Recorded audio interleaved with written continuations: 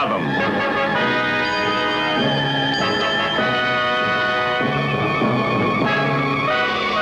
Z-Rod.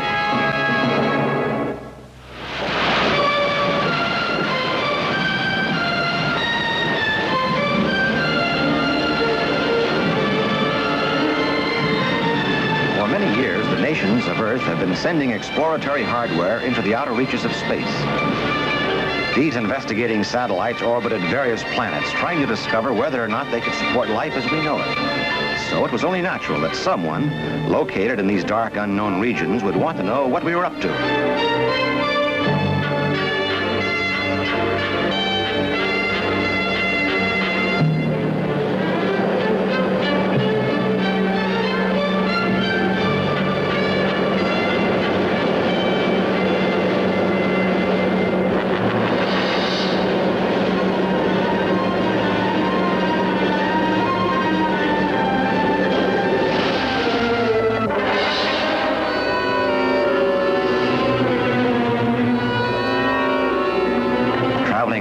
Course in this unfamiliar wet environment, a huge robot messenger picks up specimens for investigation.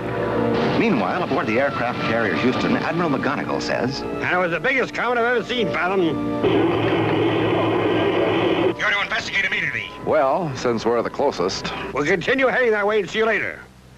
Be sure to contact me once if you spot anything of particular interest." Oh, yeah. Like what, Maggie? You're not going to believe this, Fathom. One of the reports claimed that comet was a spaceship of some sort. Out here. Hot doggies! We're all going to be eaten alive by them Martian bugs. Sailor, do you have a flight ticket this vessel might be located? I surely do, sir. You've got 10 seconds to reach it. 1, 2... Eaten by Martian bugs. Where does he pick up that nonsense? And aboard the mighty Argonaut, Captain Fathom gives an order. All ahead full, Ronnie. Take her up. Aye, sir. Think it really is a spaceship, Skipper? We'll find out soon enough. What's our ETA, Perkins? We should be there in an hour, Captain. I suggest we utilize standard alert procedures. Good idea. Activate all weapon systems, Scotty. No harm in being prepared. On standby, Skipper.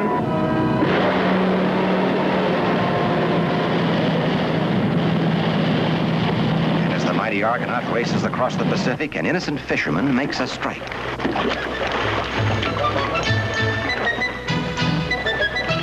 Stand by the net, gargantua. We've got a monster on our hands. What is it, Chesterfield? A bonita? Feels more like a baby bouncing barracuda. Uh-oh, here she comes, Leroy. Hang on, Chesterfield. Don't let it break loose. The alien robot submarine slowly rises toward Chesterfield and his companion. Little do they suspect what's about to happen. Look, Chesterfield, you've caught a tank of some sort. What do you think? I think, my boy, we've been using the wrong kind of bait. And, egad, what's that? Watch yourself, Chesterfield. Strange-looking thing. Probably a communication device of some sort. Stand back, Napoleon. I shall attempt to communicate with them, whatever they are. Can you hear me down there? We're friendly. We mean no harm. Over. What has happened to Chesterfield and Slag? I'll tell you what's happened to us, gangers. We've been caught and canned like a herd of sardines. That's not funny, Chesterfield. I'm scared. Get a grip on yourself, Tarzan. I suggest that a bit of exploring is in order. Yes, indeed. We may be on the verge of a fantastic discovery. I'm still scared. As the tremendous alien vessel continues its journey along the bottom of the sea, less than 10 miles away aboard the Argonaut, Miss Perkins makes an observation. Blip to port, Captain. From the size of it, we've located our friend. It must be tremendous. Activate the aquaviewer, Liz. Yes, Captain. Aquaviewer on. Ease aboard, plainsman. Great day in the morning. Stand by, crew. All hands to battle stations. What do you think it is, Captain? Beats me, Liz. But I know one thing. What's that, Skipper? If that vessel is an unfriendly from outer space, our weapon system is likely to have all the kick of a wet noodle. May I make a suggestion, Captain? Yeah. We should get behind those rocks ahead of us. We could get a good look at that thing without being observed. Well, I'm Sure, they've spotted us by now, but... Okay. Easier behind those rocks, Ronnie. The Argonaut stops behind some huge rocks and awaits the robot submarine. A moment later, the mysterious alien vessel drifts by. So huge is the monstrous machine that in comparison, the Argonaut is no larger than a minnow. Inside the strange submarine, Chesterfield says, One thing becomes perfectly evident, Anthony. What's that, Chesterfield? I haven't the foggiest idea how this vessel operates. Kind of burns the enchiladas, doesn't it? What are we gonna do? Can't stay aboard this tin can forever. These blinking lights are significant, Mandrake. I shall now push a few buttons, even though the thought permeates my quivering body with uncontrollable fear. I wish we had more lights down here. I can't see a thing, except for this here panel. Now, if we just press this green button like this, we'll... As Chesterfield touches the button, the monstrous vessel leaps forward with an ear-piercing whine. Man, look at her go. Plainsman, all ahead full. Bearing, Miss Perkins. She's off the screen, Captain. Give me a 500-mile radar sweep. Emergency speed, Plainsman. Yes, sir. That crazy ship scared me, Skipper. I've never seen anything like her before. Got a picture, Liz? Captain, this is impossible, and yet What is it? that sub is heading for the surface. Its speed is approximately 1,200 knots. 1,200 knots. Great day of the morning. Aboard the fantastic robot submarine, Slag shouts, Do something, Chesterfield. I got a feeling we're no longer in the water. If the green button sends us ahead, and the yellow button makes us rise, then this red button... makes the monstrous robot sub stop and drop like a rock. Aboard the aircraft carrier Houston, Admiral McGonigal says, All engines stop. Full speed astern. On the double. What is it, Captain, sir? We all in trouble? It's a rocket ship of some sort. When that thing lands, we're going to get the biggest waves ever hit this vessel. Watch yourself. Here she comes. The robot submarine again races through the sea. And aboard the Argonaut, Miss Perkins shouts, Captain, it's the monster submarine again. It's heading right at us. Plainsman, hard to starboard. And as the mighty Argonaut turns to escape this new danger, what will happen now? I'll shoot myself. Simca Benolis Negrata Alfantra? Sorry, my dear. Can't understand a word you're saying. Had the same trouble in Afghanistan back in the spring of '38. Yeah? Sorry about that. I see you speak Anglo-Saxonese. Zounds, what luck, Cornelius. She speaks English. Yeah. Would you please stand by for an important message from Zirog? Zirog here, with an important message for the Earth creatures aboard robot colony F5001. Yes, my dear Zirog. We await with bated breath your fabulous words of intergalactic wisdom. Proceed. Keep your corner-strating digitalices off the spectrum modulator. I don't get it, Chesterfield. What'd he say? We were told, my boy, that if we touch the control panel again, we will be beaten severely about the head and shoulders. No! On your left is a small rectangular yellow panel. Press it. Zirog, you wouldn't activate the... Silence, you drop. Up here, that's considered a big insult. Now, press the panel. One moment, sir. What happens when the panel is pressed? The safety measures aboard robot colony F5001 are set in motion. Merely a precautionary device. It's okay to push it. How's that? Zounds, Gargantua! No telling what you've started. If you will look to your right, you will see a small black floating box. This is a mechanical brain. It is now in complete control of the robot colony. Egads! What an unabridged stroke of bad luck. Looks like the warehouse foreman in a sponge factory, Lucius. And as the huge robot sub gains on the hapless Argonaut, Captain Fathom says, Fire laser beam, Scotty. Aye, Skipper. It's no use. She's still after us. Brace yourselves. We're going to crash. Just as a collision appears imminent, the huge monster robot submarine begins to slow down. The mechanical brain has saved the day for the Argonaut. It's falling back, Captain. That sub has stopped. Good gravy. That was close. Bring her about, plainsman. 180 degrees. There's something hairy about that sub.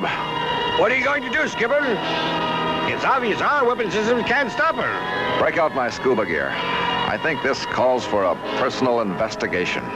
Want me to go with you? I could. No, I want you to contact the aircraft carrier Houston instead. Tell Maggie what's happened and to stand by this area. If anything happens to me, he's to alert the Navy and attack this thing.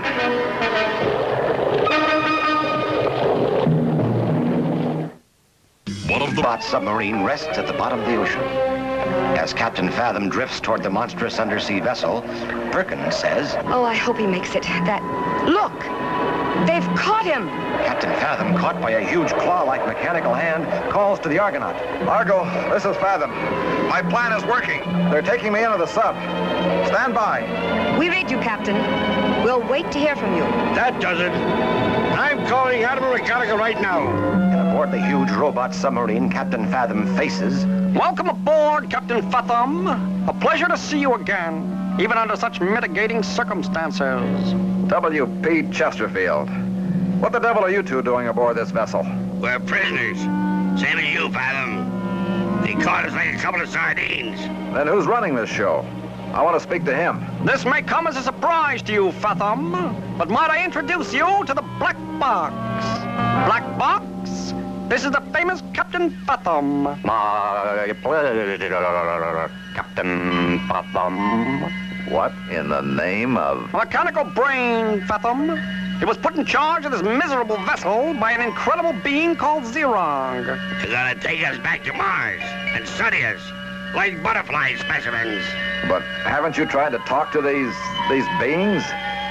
You could tell them we're friendly. We mean no harm. They consider us less than snails, Fathom. Would you listen to a friendly snail tell you he means you no harm? I doubt it.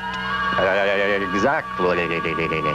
We must determine your natural defenses before we colonize your planet.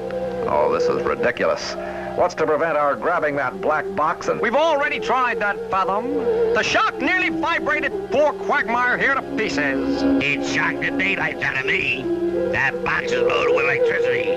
Now we must collect a few more specimens and then return to our planet. Do not try to escape. Fathom to Argo. Attention. Do you read me, Liz? We heard everything, Captain. You had your microphone open. Good. What's happening outside? It looks like they're taking samples of the sea bottom. They're even taking samples of fish. It's positively weird, Captain. Liz, now listen carefully. Contact Maggie aboard the Houston. Alert him to the situation. Meanwhile, I'll try and get them to surface this baby. Tell Maggie to get his planes into the air, and once they see us, they're to use every weapon available to knock this submarine out of commission. Even an atomic bomb if necessary. Do you read me? Yes, Captain, but...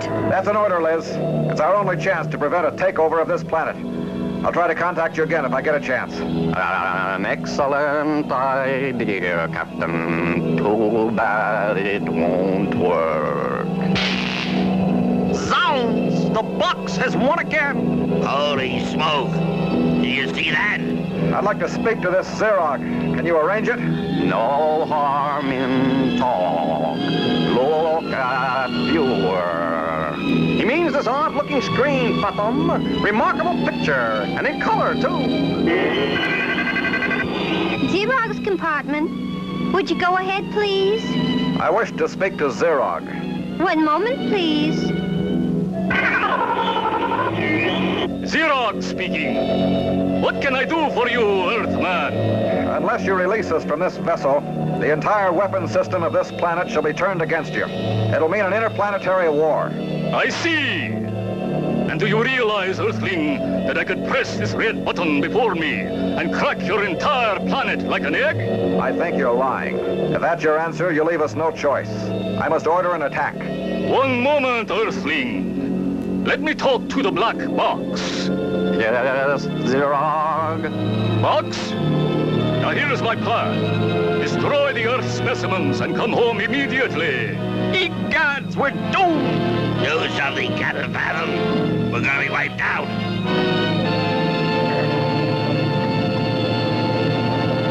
Chesterfield and Slag are about to be destroyed by an alien visitor from outer space. In panic, Chesterfield says, Hold it a moment, Box. Can't we discuss the situation like gentlemen? There's no need to rush into this. Zerog has spoken. I must destroy you. Doc Chesterfield! Now maybe we've got a chance. You've done it again, my little behemoth. Zounds, what a stroke of genius. Hold it, men. The submarine's on the move again. the mighty robot submarine races through the ocean and begins to rise. And at the surface aboard the aircraft carrier Houston, Admiral McGonagall shouts an order. Now hear this. Mind your battle stations. When you see a loading submarine, open fire. Our airplanes are in the air, sir. Good. If that sub tries to escape, we'll break her in two. Hot doggies! Here she comes! Just look at that! And as the robot submarine leaps from the sea,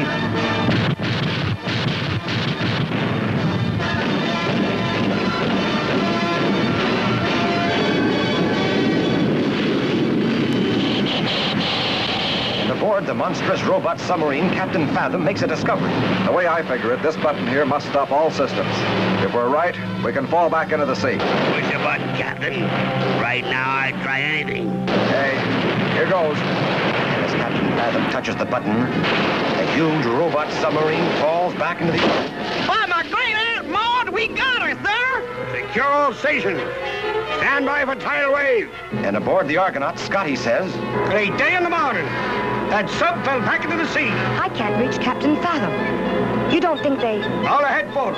Emergency speed. Pull the plug. If that wave hits us, we're in lots of trouble. And while Scotty and the crew take the Argonaut back beneath the sea, aboard the robot sub, Captain Fathom listens as the alien leader says, So that's the way it's going to be, Earthman. You've captured our robot colony ship and are probably going to hold it until you get what you want from me. Exactly. Then again, you leave me no choice. I shall blow up the colony ship and... Suppose we gave you back this bucket of outer spatial bolts. Would you promise to do your colonizing somewhere else? We might consider that as a fair exchange. And let's give it back to him. What do you say, Fathom? Oh, gee, I don't know. This is a pretty valuable piece of merchandise. You have my word, Earthling, that we shall never investigate your planet again. Well, okay, it's a deal. Tell us how to get off this thing and you can have it back. Right. Now behind you is a ladder. Climb this to the next level. There you will find the blue door. Behind the door is a control panel. Now on the control panel... Later, as Captain Fathom and his friends watch, a fantastic sight takes place. There it comes, Captain. Holy Toledo. Look at the size of that rocket. Unbelievable. I've never seen anything like this before. Yeah, and I hope we never do again. We were just plain lucky this time. Yes, sir, my little Punchinello. There, except for Fathom, go you and I. Look, Chesterfield, I got us a souvenir. Great Scott! He's got the black box! Quick! Throw it overboard! Get rid of the cornucopia of evil! Relax, Chesterfield. They took the workings with them. Look, it's empty. We're as safe as a barrel of rotten turnips. Zounds! What a misbegotten sense of humor the lad has!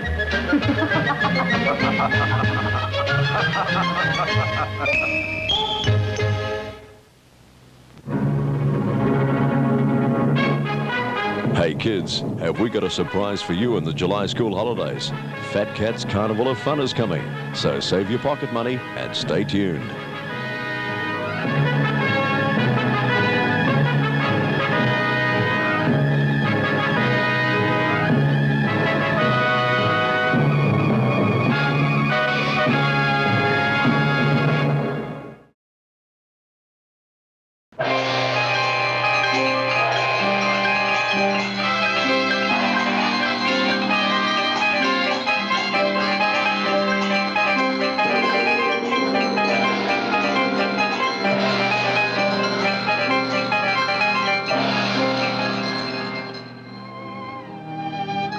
Just off the coast of Java in the Dutch East Indies lies Bali, the island paradise, home of a strange race that for centuries has preserved untouched not only its faith and language, but also its customs and its characteristics. According to history, about 500 years ago, tribes of religious refugees from India invaded Bali, intermarried with the natives, and ultimately brought about all that is known today as Balinese. The Dutch occupied Bali almost a century ago, but it was not until 1906 that they completely subdued the natives and officially assumed control. Being content with a very small revenue, the Dutch have wisely left Bali to the Balinese, ruling that no foreigner can acquire any of its cherished acres. The chief occupation of the people is in cultivating the rice paddies, for which this island paradise is famous. When the rice is ready to harvest, the whole village joins in the reaping, each person being entitled to a third of the amount he gathers. It is a remarkable fact that the island of Bali, which is but 90 miles long and 45 miles wide, not only grows enough rice to feed its population of over 1 million people, but also exports large quantities to foreign ports.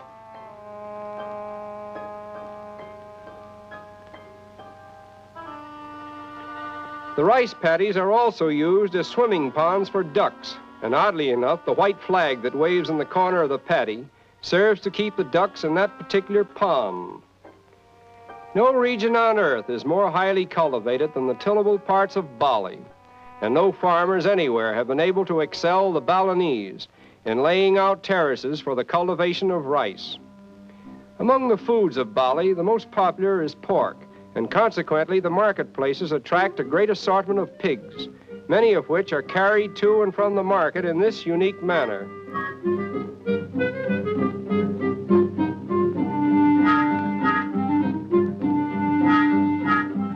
And now let us follow this little pig to the marketplace, where all the necessities that the average household does not produce may be purchased at bargain prices. Bali's exports for the past 50 years have averaged about $2 million annually, and a large portion of this money is said to be buried in tin cans under the Balinese houses.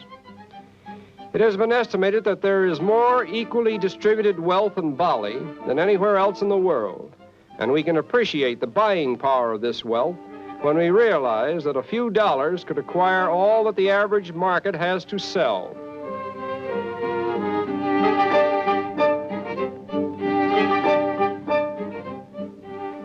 Among the less attractive habits of the Balinese is the chewing of betel nut, which produces a pungent taste and turns the lips and mouth into a vivid red. It is supposed to harden the gums, sweeten the breath, stimulate the digestive organs, and aid the growth of whiskers.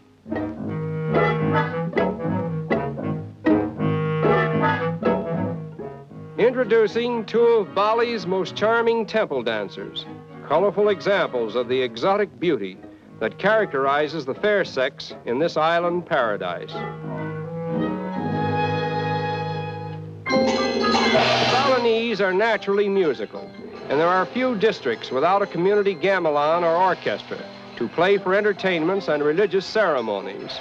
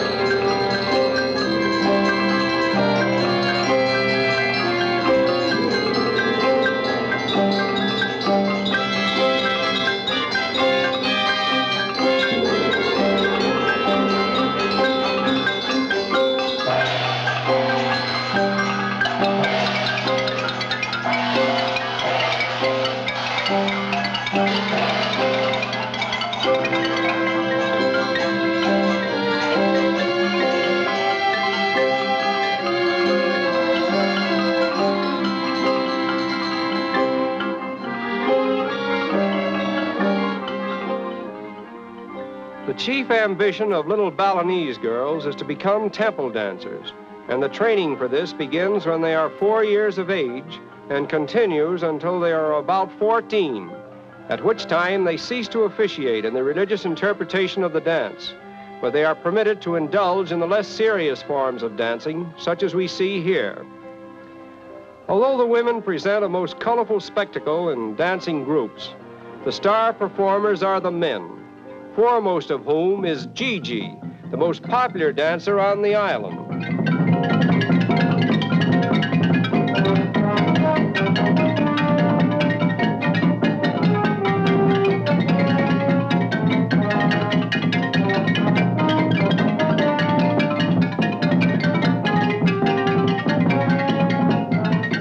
Each community is justly proud of its star dancer and its orchestra, for they are the orbit around which revolves the physical and social prestige of the village.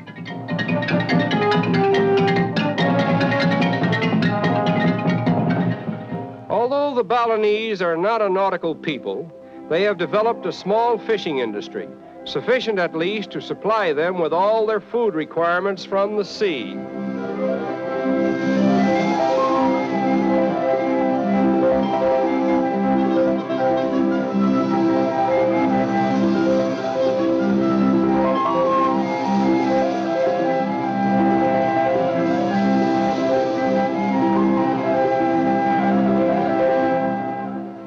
We have seen how peacefully the Balinese cultivate their land, how simply they engage in the marts of trade, how effectively they entertain one another with music and dancing. And here we behold in the picturesque setting so characteristic of Bali, the simple life of the Balinese fisherman. An ideal existence to be sure, but it has been discovered by the roving white man. And already tourists are beginning to trod the beaches that were only yesterday the exclusive domain of brown feet.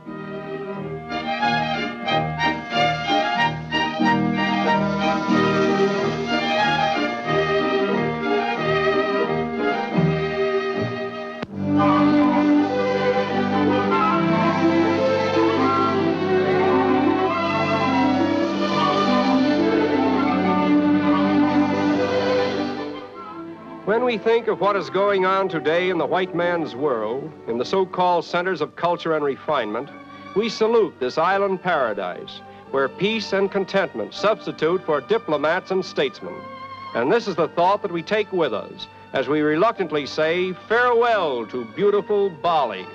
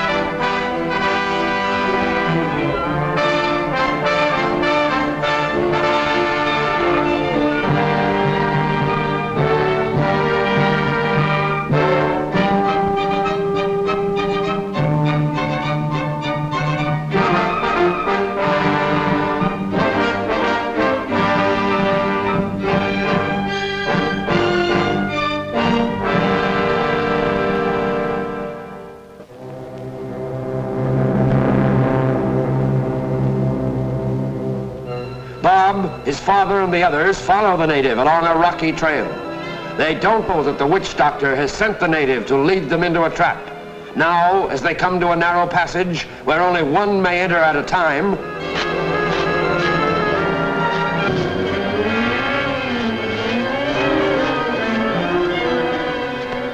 you'd better go next, Dan. You're not going to have your way all the time. Call it. Heads. Tails. Heads.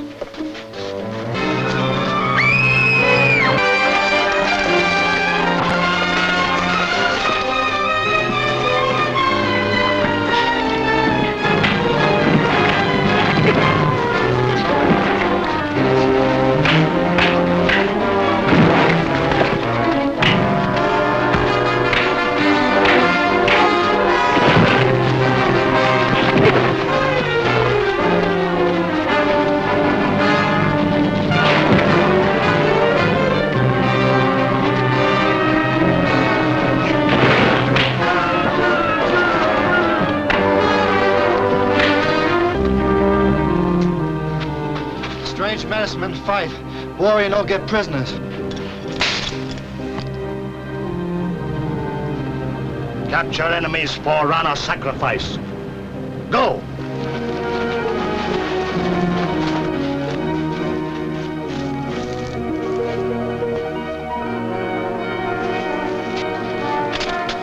Over there.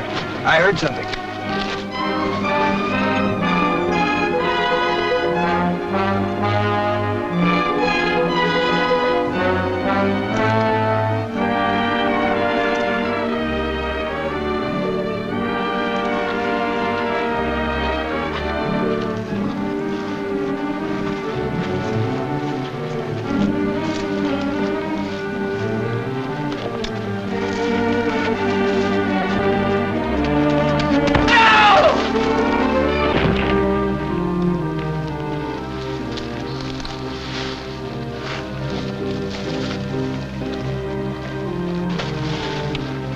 Just a blind alley. That one guy who got away is sure to spread the news. Well, let's hurry and get out of here. Take your guns with you.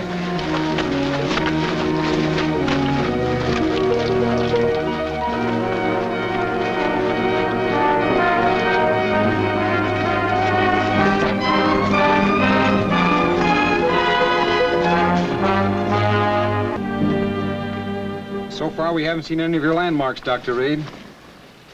Well, we're in the vicinity of the Arzak village. Too bad we didn't get a chance to talk to them before the fight and let them know we only wanted the fungus. Talk? To those people? Oh, not me. Oh, Dr. Moore's right, Joe. If we only had a chance to explain that we don't mean any harm to them. I agree to Joe. I don't want to talk to him anymore anyway. Get down, everybody, quick.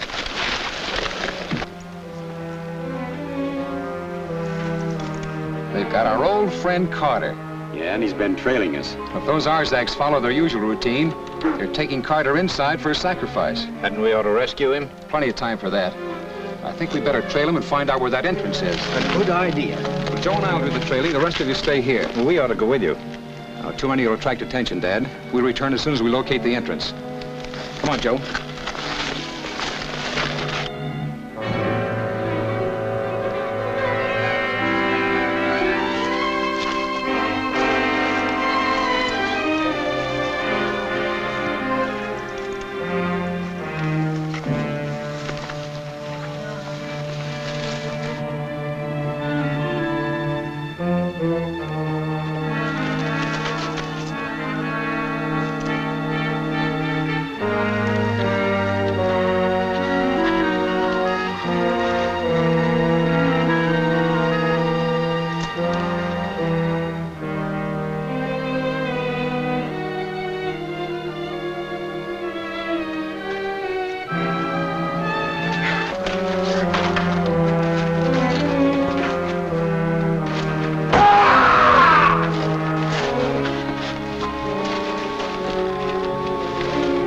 Remember this location? It leads to that dagger pit.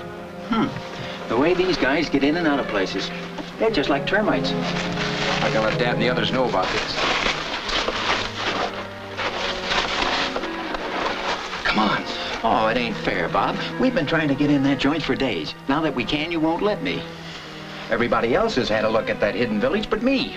You'll get your chance. Come on. Well, it ain't fair. I think, Doctor, our party ought to split up and enter the village at different times. Well, there's safety in your plan, Doctor, but my plan is better. Look, why not let me go in and settle the whole thing? Maybe you wouldn't like it so well after you did get in. What would you suggest, Dr. Reed?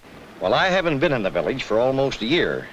But the last time I was there, I was on very friendly terms with the chief and his son, Matu. But we don't even know that Matu and his father are still alive. That's the chance I'll have to take.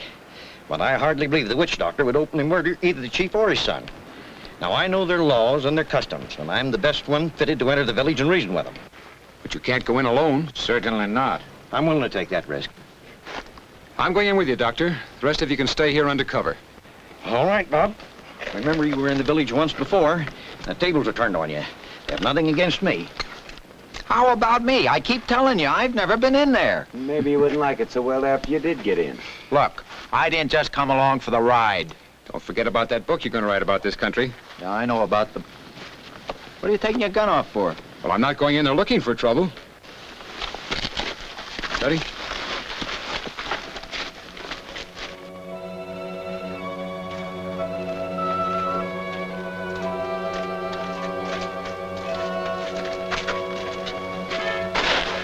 that look familiar to you? This isn't the entrance I know. That's the way Dad and I got out of the village. Let's go.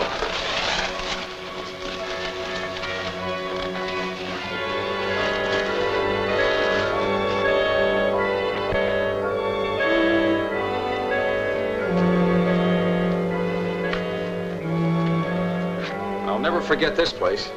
Watch your step along here. Great God, Rana is angry. Demands many sacrifices. Cora! Say something! I did. I've tried everything. You cannot make sacrifice to Rana without Zara. You are not Rana's favorite. I am High Priestess of Rana.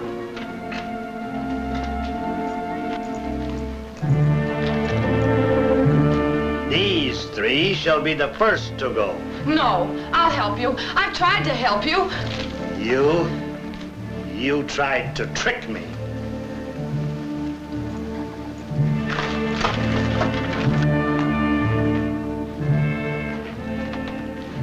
Wait a minute.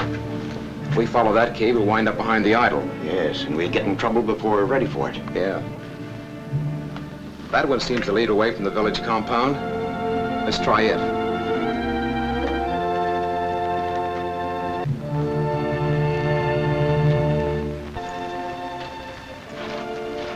Witch doctor is breaking Rana's law. As long as my father is alive, he is the law of Rana. Your father is not the law of Rana. He has lied to our people and plotted with strange medicine men to kill us.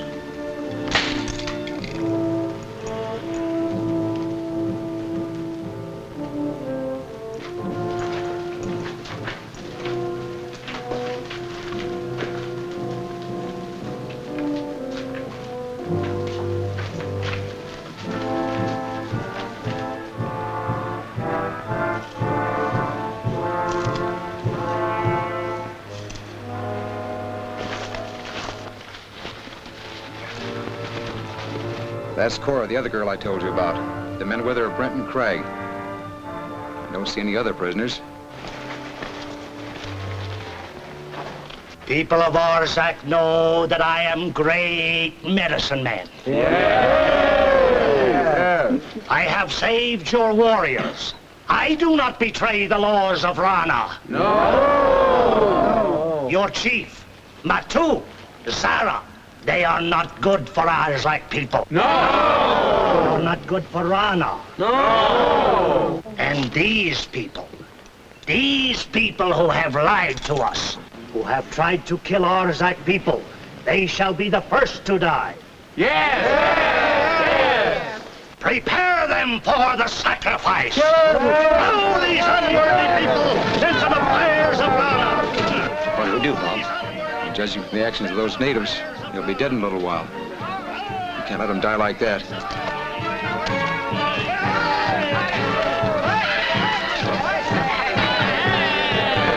Wait! Wait!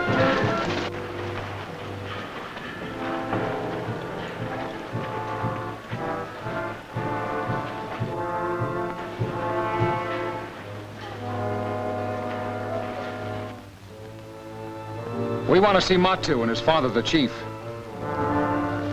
He is a friend of the Arzaks. Do you know him? He is friend of chief. He is enemy of my people. You talk to him. You know them better than I do. Well, I'll try.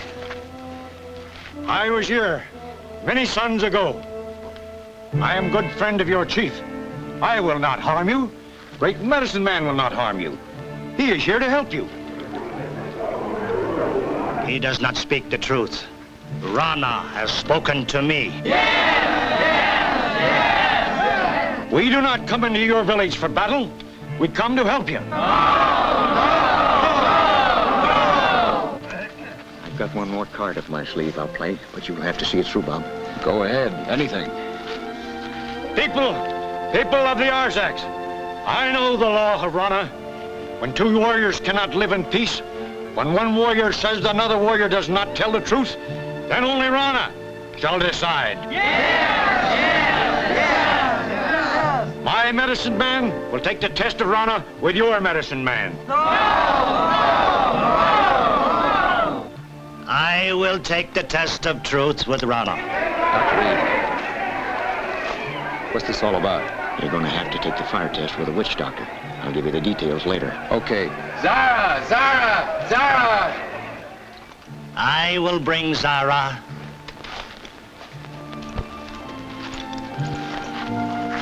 I've been in that fire crater before.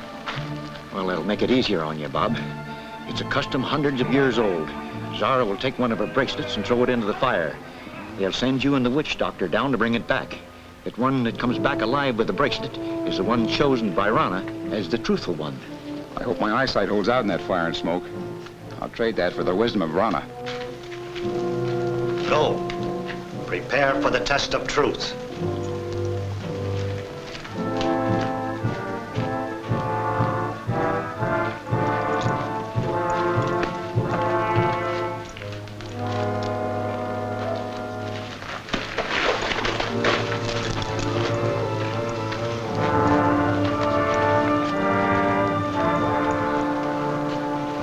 Come.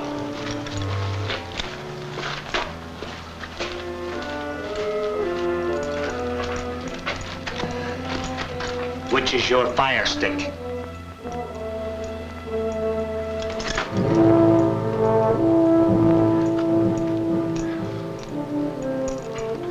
Come.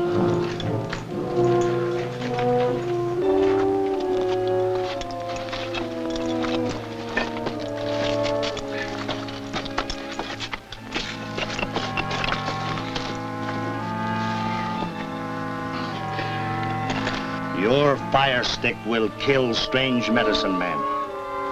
You ain't so dumb, Doc.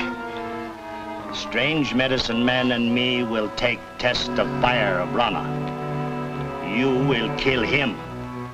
Then I'll go free? You will go free. But if you do not kill him, warriors will kill you.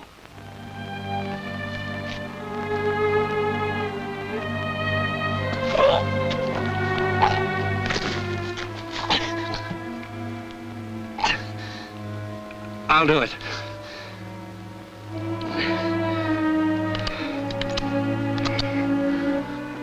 Chief and his son must witness ceremony.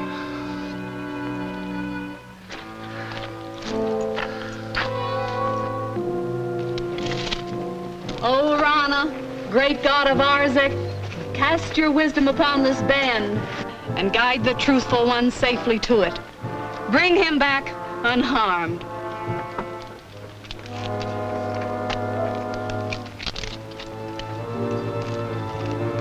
It is the law of Rana that this band shall be cast into pit of fire.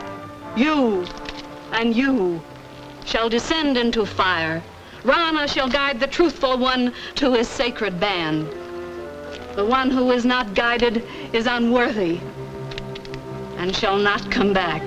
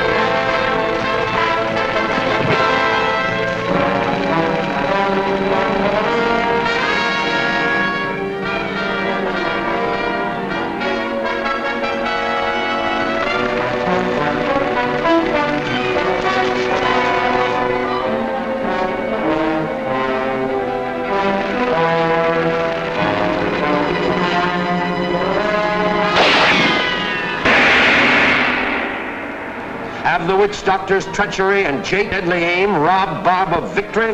Will Zara take quick advantage of this to seize power? And what of the party outside waiting for word from Bob? See the smashing finale in The Jewels of Arzek, the final chapter of Jungle Raiders, at this theater next week.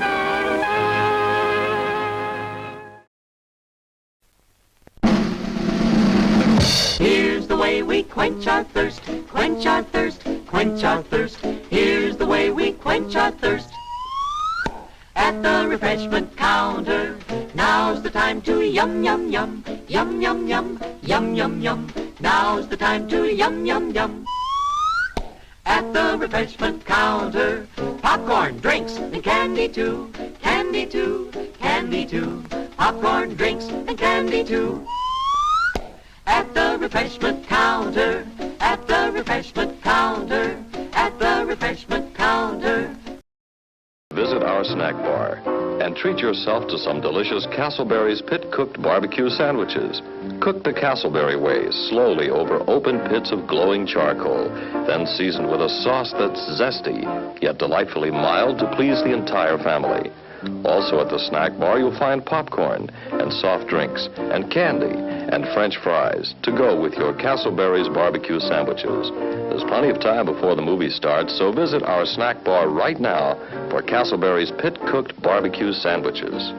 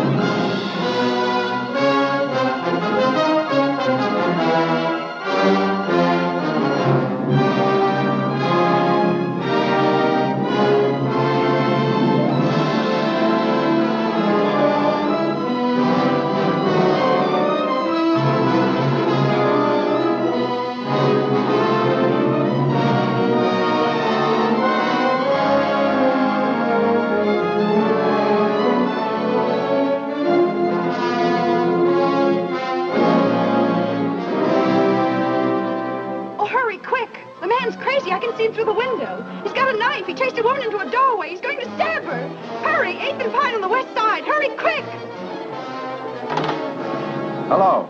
Hello. Man running amok with a knife at 8th and Pine. Attention all cars. Attention all cars. All cars in vicinity of 8th and Pine, go there at once. Man with knife running amok. All cars in vicinity of 8th and Pine, go there at once.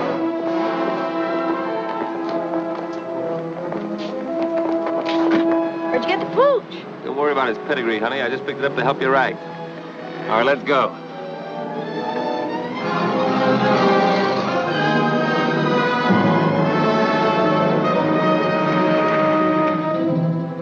Don't try to see us for a few days, Doc. We'll leave you a cup with the old lady.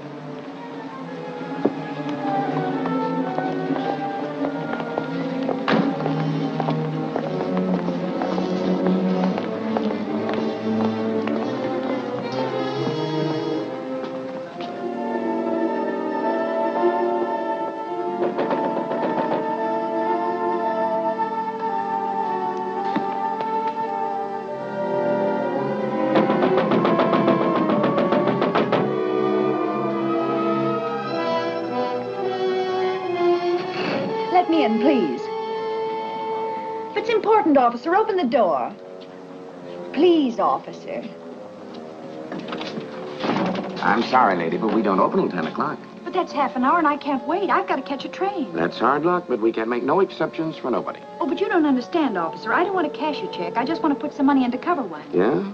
Well, in that case, Oh, maybe... thanks ever so much. She made it. I don't like to see a dame like that get mixed up in a job like this. What, are you going to soft on the dame? Now, if you'll just hold Tiny while I make out my deposit slip. I don't know what I'd have done if you hadn't let me in. Now, let's see. Do I put down my address, too? Yes, My maid usually does my banking, and I know absolutely nothing about it.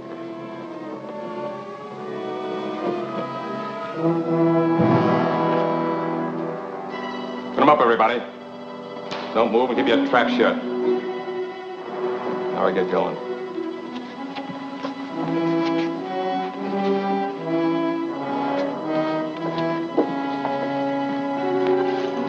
feel better with that off your hip.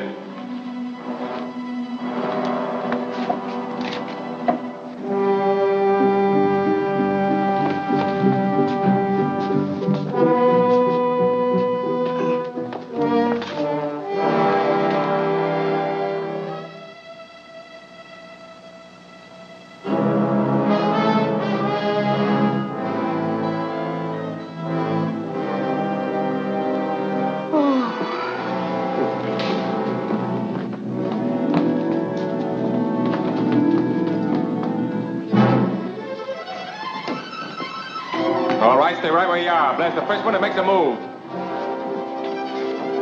I told you before you couldn't park in this red zone. Let me see your driver's license.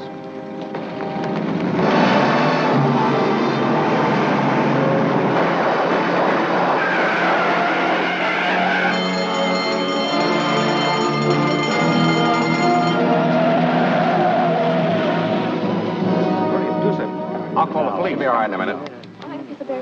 Oh, I'm all right now. Wait a minute. I've got to catch a train. I'm sorry, lady. You'll have to wait till the officers get here.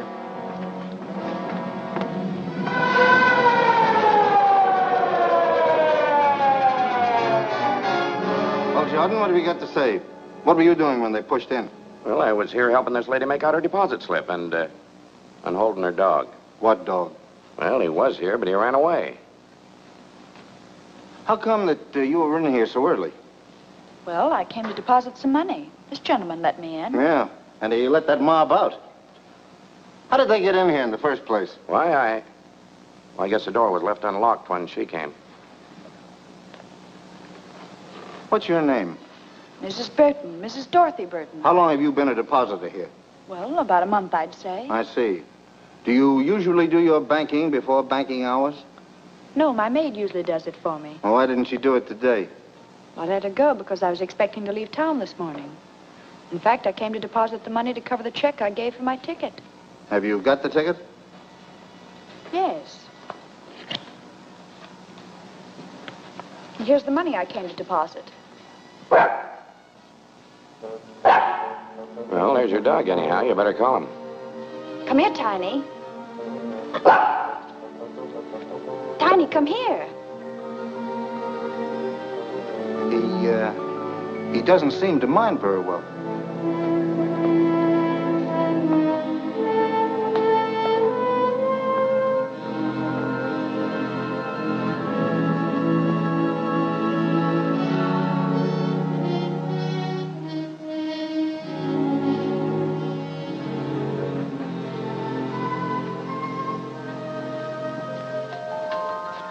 That's a nice little dog.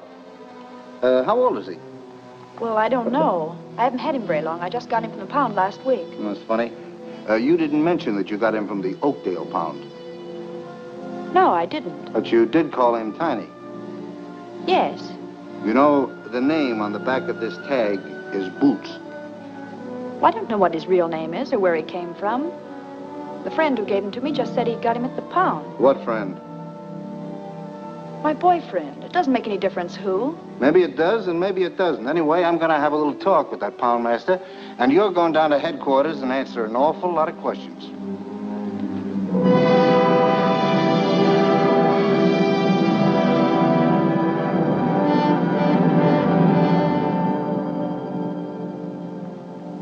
Mrs. Burton, I can assure you that if you'll help us in this case and become a state's witness, I'll see that you get every possible consideration. But I've already told you, I don't know anything about it. But I know that you do. And I'm going to keep on asking you these questions until I get the truth out of you if it takes all summer. Now, who were the men you were working with? Well, I never worked with any men. Who was the man in the car? What car? The getaway car, of course. I don't know. You don't know, eh? Where did you get the dog? It was given to me. I've told you 1,000 times it was given to me. Why don't you let me see my lawyer? I demand to see my lawyer. Where did you get the dog? It was given to me. I've told you before it was given to me.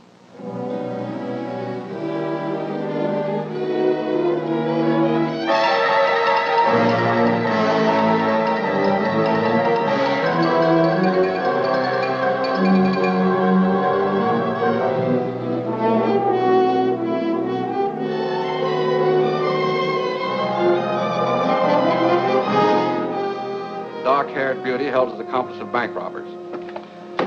There you have it, another holdup. And all our high-powered district attorney's been able to do is arrest one lone, helpless little girl. She's not so helpless. She's doing all right. How long can he hold her? Indefinitely.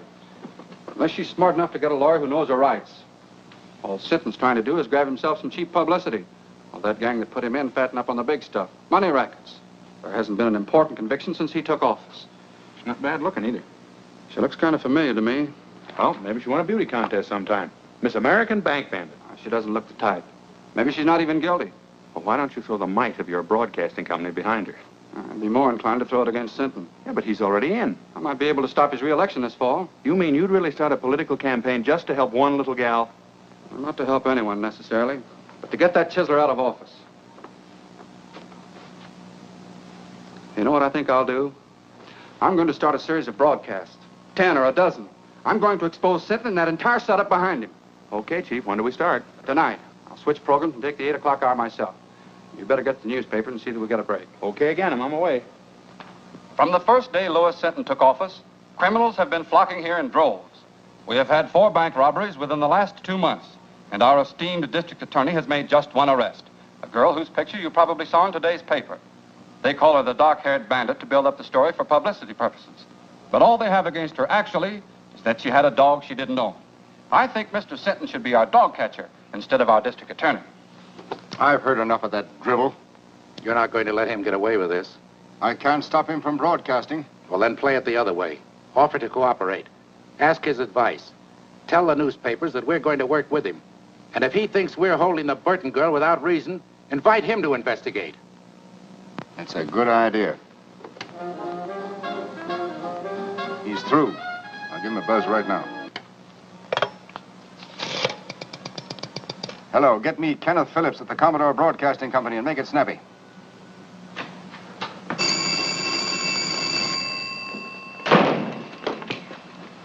Hello? Who?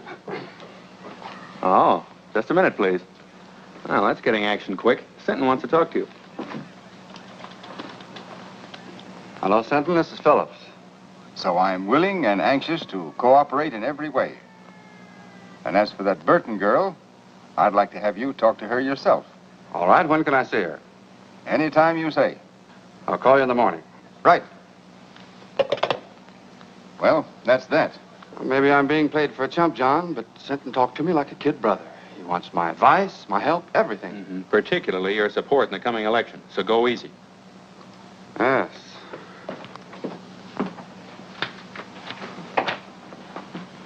Well, what do you want this time? I've told you everything I know. Why don't you let me go home? I'm afraid you're in for more questioning, Mrs. Burton. There's a gentleman in there who wants to talk to you. Will you follow me, please?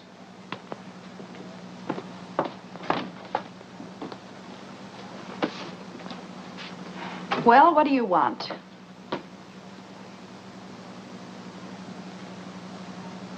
Ken. Dorothy. Well, I'm glad to see you. Wait a minute. Are you the one that wants to ask me some questions? Now, don't worry. I'm not going to put you through any third degree. I came down here to talk to Mrs. Burton. I had no idea it was Dorothy Drew. Oh, I've had an awful time of it, Ken. All I've done is answer questions, one after another. 1,000,000 times they've asked me.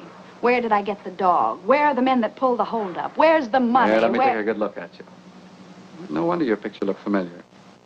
Burton. Married? No.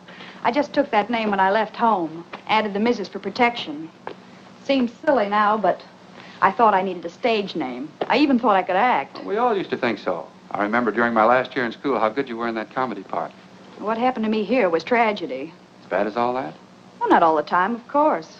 I had one summer in Stockton, New Jersey, and last season I had a swell spot in a show in New York, but after a couple of weeks it folded. Then it was one agent's office after another, until finally it came to an occasional week in a nightclub. It's the same old story, Ken. Small town girl goes to city, comes the dawn, and all she's got left is her grouch money. Her what? Oh, grouch money. That's what show people call their savings for a really rainy day. To me, it was money to go home on. So you want to go back? Do I want to go back? Listen, Ken, I used to think I hated that place, but now that's all I do want. It was money for my ticket I was putting in the bank when they arrested me. That was tough. And it's only because these people here needed a scapegoat that they picked on me. Well, maybe I can help you. Do you mean that, Ken? Let's see.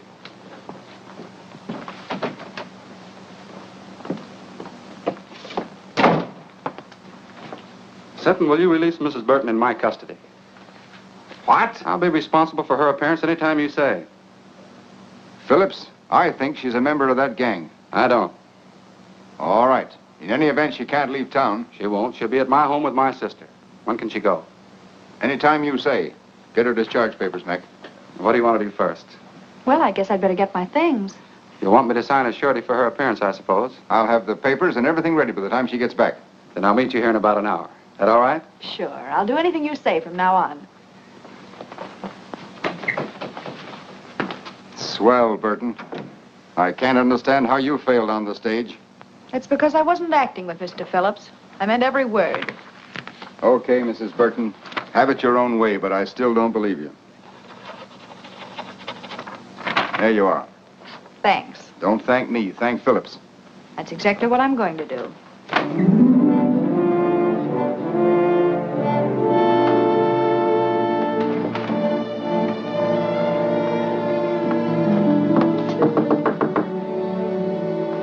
Who is it? It's Doc Burton, Ma. What are you doing here, kid? Come in. Thanks, Ma. You didn't jump the fence, did you? No. Believe it or not, Ma, I finally met a man who had faith in me. He's not the only one. Who else? Me? I always said you had no business running around with a lot of lugs like the mob upstairs. Well, I had to live, and they staked me. But you're quitting them now, aren't you? I'll say I am. For keeps. Then I feel better. When I introduced you to Carrie and his friends, I never dreamed they're as bad as they are.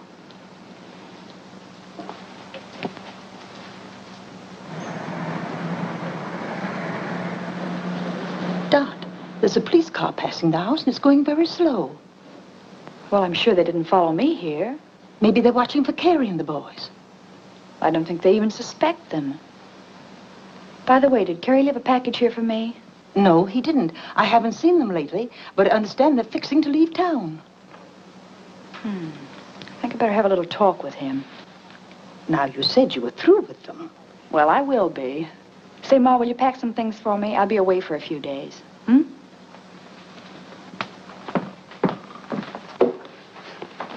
Car's parked at Smitty's. Okay, as soon as we get to Louis, we'll split the dough 3 ways. What about Dot's cut? I said we were going to split 3 ways. Don't worry about the girl. She's liable to be on ice for a long time. Yeah, but I still think she ought to get a cut.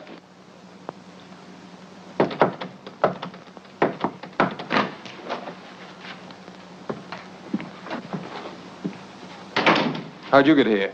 Took a squad car from the DA's to a fake address, then taxis here. 2 of them, so I wouldn't be followed. Is everything all right? Yeah, just perfect. So you didn't squeal to get out, did you? Listen, I got out clean and came here for my share, that's all. Where is it? You'll get it, just take your time.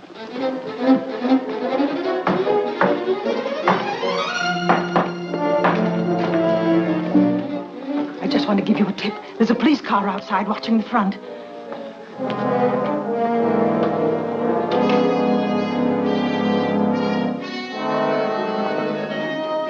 Ma's right. You did lead him here, didn't you? I didn't mean to, Carrie. Honest, I didn't. But we can't take any chances now if they catch us with this money. We're all in for a long vacation. Yeah, she's right. We better blow. I'll stash this.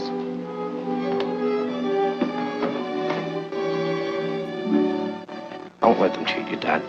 You deserve even more than they promised you. Thanks, Wilson. You were always okay, and if you ever need a favor, just ask.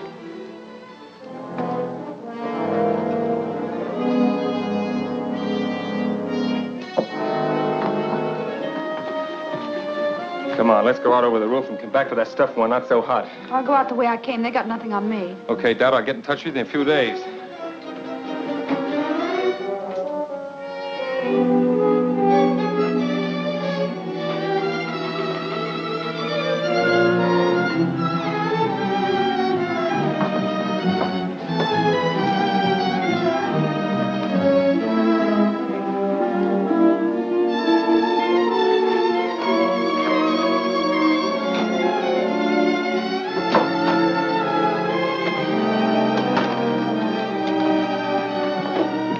Say, Ma, will you do something for me? Anything that doesn't cost me money, dearie. Then keep this briefcase, and don't give it to anyone unless they give you the other half of this dollar bill. You understand? Say, that reminds me of a drama I was in. The Erring Bride's Earrings, it was called. And in the second act, Sure, I it was had wonderful. Now, take good care of it, Ma, because it doesn't belong to me. Oh, I'll do anything you say, dearie. So long, Ma. So long. Sorry to keep you waiting, Ken, but there was something very important I had to attend to. That's all right. Sentence still out, and I haven't signed for you yet. Sit down. Sounds like I was a telegram or a registered letter. But seriously, Ken, there's something I want to tell you.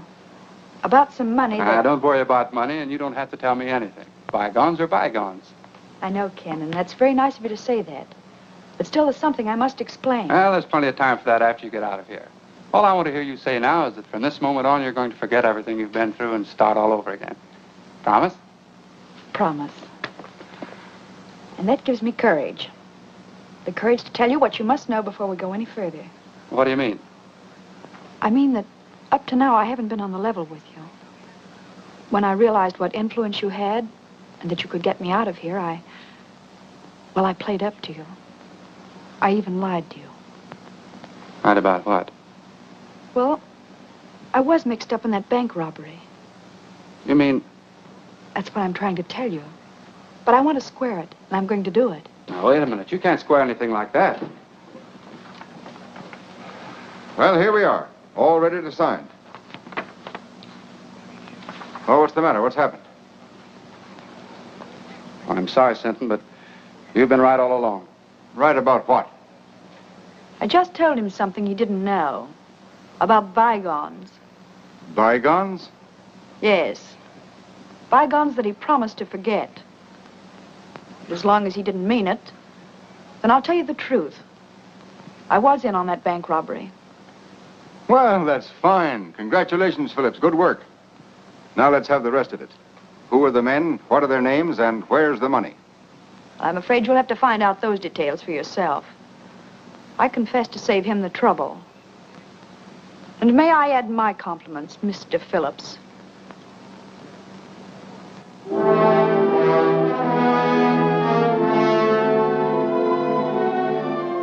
So, the quicker you realize that this is neither a country club nor a concentration camp, the better. It's up to the women themselves how they're treated. If you behave yourself, we'll meet you more than halfway. But if you want to be tough, we can be tough with you. Now, is that clear? Yes. Yes, what? Yes, ma'am. Tell her the rules and see that she understands them. And she won't have that for an alibi for breaking them. Come on, Burton.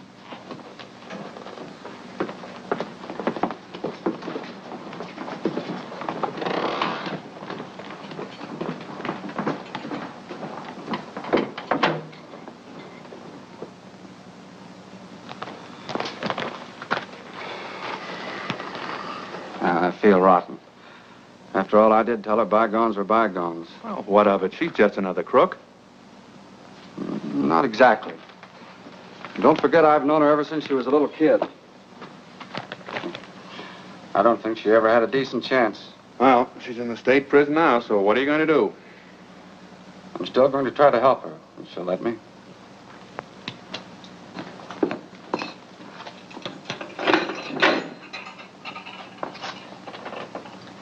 Everything okay, Burton? Just perfect, thank you. Got a private room with absolutely every convenience. Except, of course, a radio and a writing desk. There's a radio in the big room and a writing desk, too. But you won't be allowed to send letters the first month. Then I'll have plenty of time to think what I have to say before I write. Come on into the big room. It'll do you good to meet some of the others and talk to them a bit.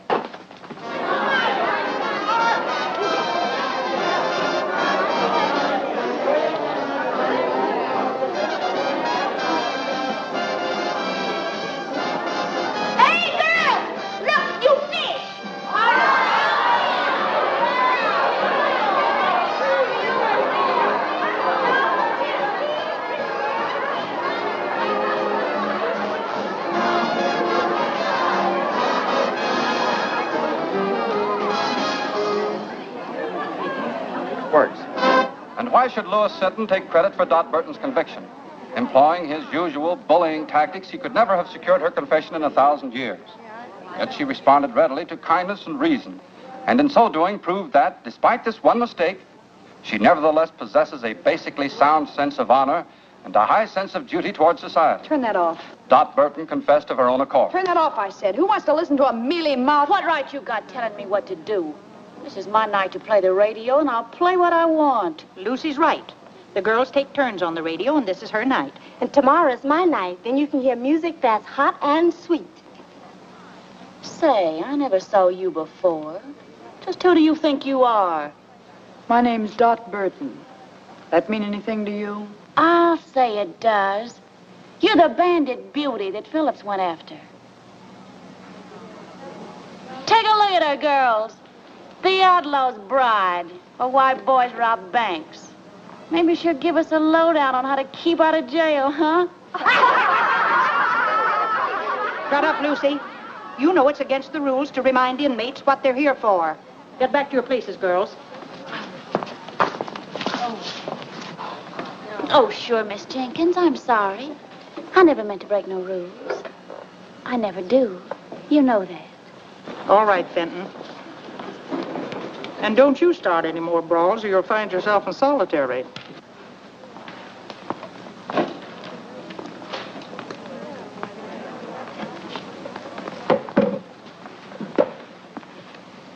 You've got nerve, Burton, haven't you? So? I like women who ain't all sawdust inside. Thanks. Home was never like this. Oh, most of the girls ain't so bad. I've been here over 2 years, and I can call just about everybody's number. Who was that little pixie I had the run-in with? Lucy Fenton, president of the Bird Club. Membership limited to stool pigeons only. How about that battle-scarred zombie with her? That's Deaf Annie, a lifer. She's got nothing to gain by playing stooge, because she can't hear anything worthwhile anyhow. So why Lucy hooked up with her is anybody's guess. They make a great team, all right. Yeah. Let's ease out of here and go over to my cell. I've got a couple of cigarettes tucked under the mattress. Swell.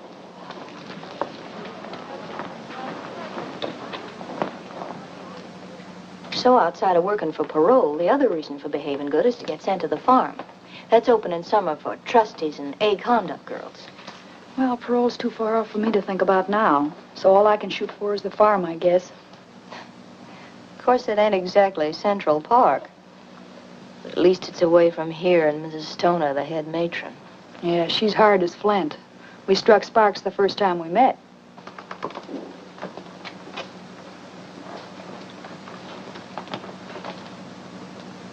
How about Jenkins? Tough on the routine. She's okay. Say, if you ever want to get a letter out or get anything sent in from the outside, I've got a friend who's a trustee.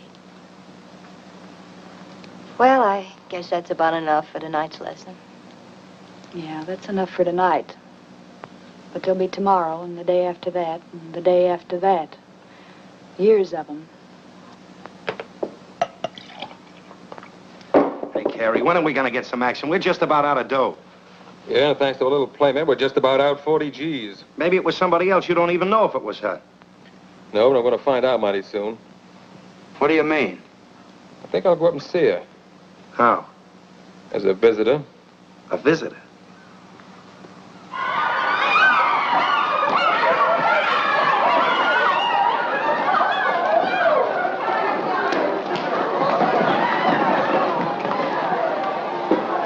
Quick on the sneak, ain't you? First come, first served. You're gonna get served all right. And I'll cook the dish. You wouldn't put poison in it, would you? Poison? Who told you about that? A little bird. And not a stool pigeon, either. Was that Myrtle? I'll twist her tongue out. I'll... Miss Jenkins, come here, please. Miss Jenkins, she's taunting me. She called me a poisoner, trying to hurt me and humiliate me before everybody. Easy now. Don't get excited. What's this all about, Burton? Nothing, Miss Jenkins. I just beat her to the ironing board, and she got a little nasty. That's a lie. Fenton? You know the rules about that kind of talk. Miss Jenkins, I didn't mean to call her a liar. I only meant I never did what they accused me of. I never poisoned nobody. I was framed. All right, all right. Everybody in this place was framed. Now you leave Burton alone until she finishes, and then you can have the board. And you know better than to make cracks like that, too. Well, I didn't do it deliberately. I didn't even know why she was in here. Just a shot in the dark. Well, it hit home, so don't shoot wild again. By the way, Burton, you have permission to receive a visitor tomorrow. A visitor? Well, who's coming to see me? Listen, if it's that Phillips, you tell him to stay away. That dirty double-crosser, I wouldn't... It's not Phillips. Well, who is it? Your sister. My sister? That's what the list says. Well, if it says that, I... What's the matter with you, Burton? Nothing. I just thought that after all that had happened, she wouldn't want to see me. Time heals all wounds, dearie. It'll be nice to see her and know that she's forgiven you anyway. What's the matter, kid? Your sister ain't a vampire, is she? I don't know. I haven't got a sister. Well, now, ain't that something? Time's up, Johnson. Goodbye, Bill. I'll see you next visiting day. All right, Burton.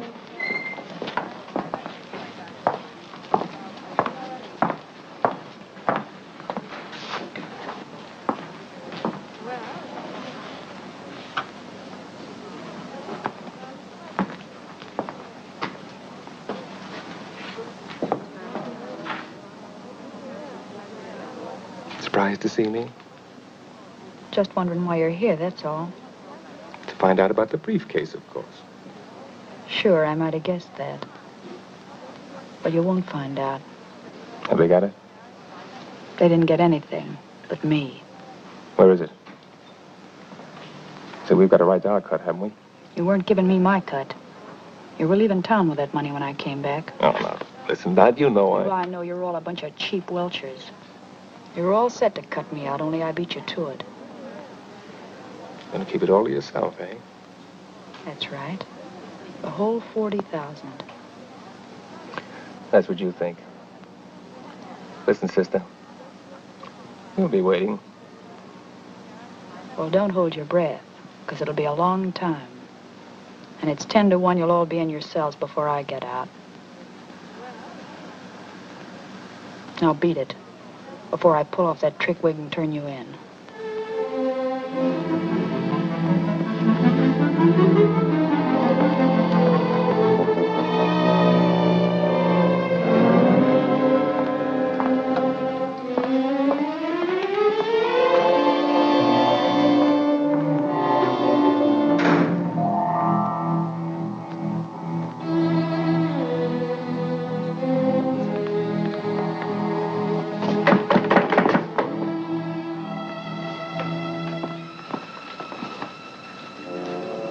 See your brother?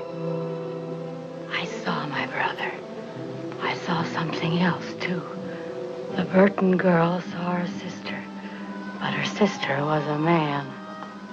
A man? He came to find some money.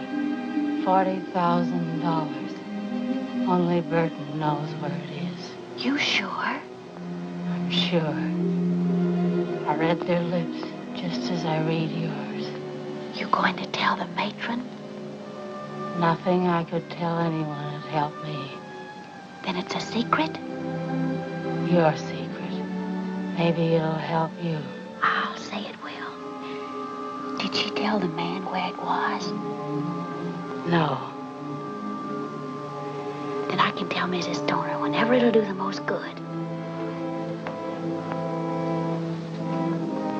See you later.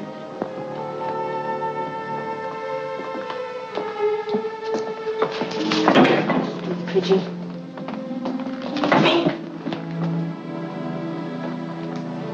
So that's who my sister was. Carrie Wells, the guy who was glad to see me take the rap so he could get my share of the money. Was it a lot? Yeah. But it's where it won't do anybody any good now. I'm sorry. So am I. No, I don't mean only about that. I was hoping your visitor might have been someone sent by Kenneth Phillips. Phillips? Say, I hate him worse than I do Carrie. Maybe so. But he can help you. He already helped me once, to get in here. Yeah, but you don't know how he feels about that now. You haven't even read his letters. I got a hunch he's sorry. Well, it's too late for that now. I don't think so. He's a big shot. He's got a drag. If he wanted, he could help you even in here. See, I never thought of that. Well, then think about it now. Write him, see him, find out what's on his mind.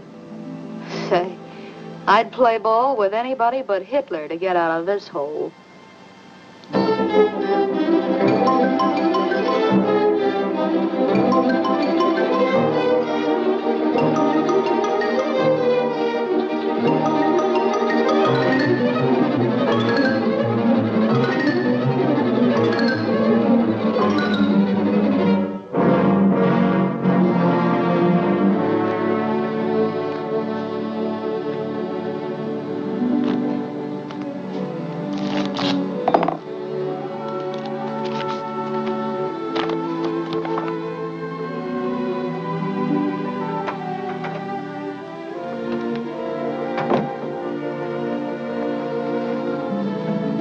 Why the big smile? Good news?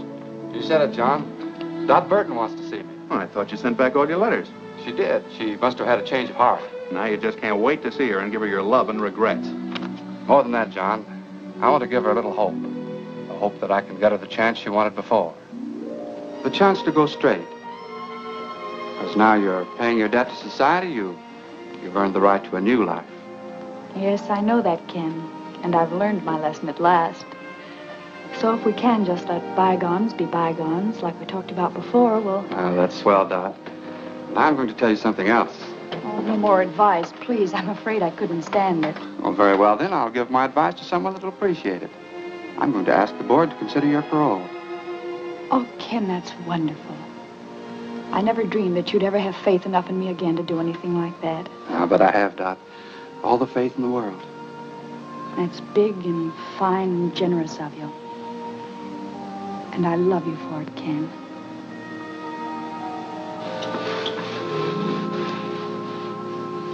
So you kissed and made up, huh?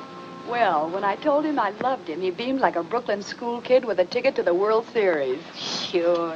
Men are all the same. They believe what they want to believe. So then he said he'd check with the district attorney and have a talk with Mrs. Stoner here. He was almost sure the board would parole me at their next meeting. Well, you're practically out. With Phillips going to bat for you, how can you miss? Mert, I feel kind of cheap promoting Ken like this. You know, he always liked me when I was a kid. Now, listen, hon. You're not going to weaken. Not exactly, but I'm beginning to see his angle. Just like he said, I made a mistake, and I've got to pay for it. Well, if you feel that way about it, you love the guy. But don't let love make you forget the 40 G's. Don't breathe a word about that money again. If anyone here even suspects, I'll really be cooked. Scram, you stool pigeon.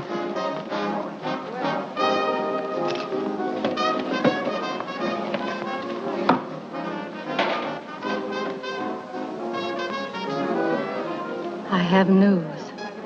Your friend's coming up for parole. What friend? Dot Burton. Which? She'll be up next month. Phillips is helping her. Phillips? She saw him today. Then I'll see the matron. And tell her?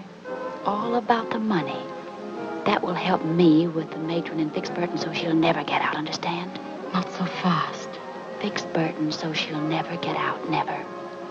Never get out. That's what I said. She won't get a chance to spend that money. When will you tell? Now? Yeah. No, I'll wait. I'll wait till the day of the meeting. I'll let Burton build her hope sky high. Then watch him tumble.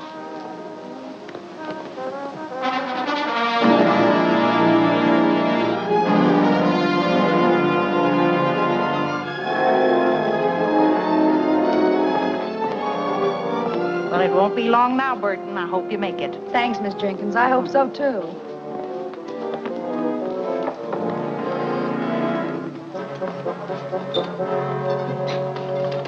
Excuse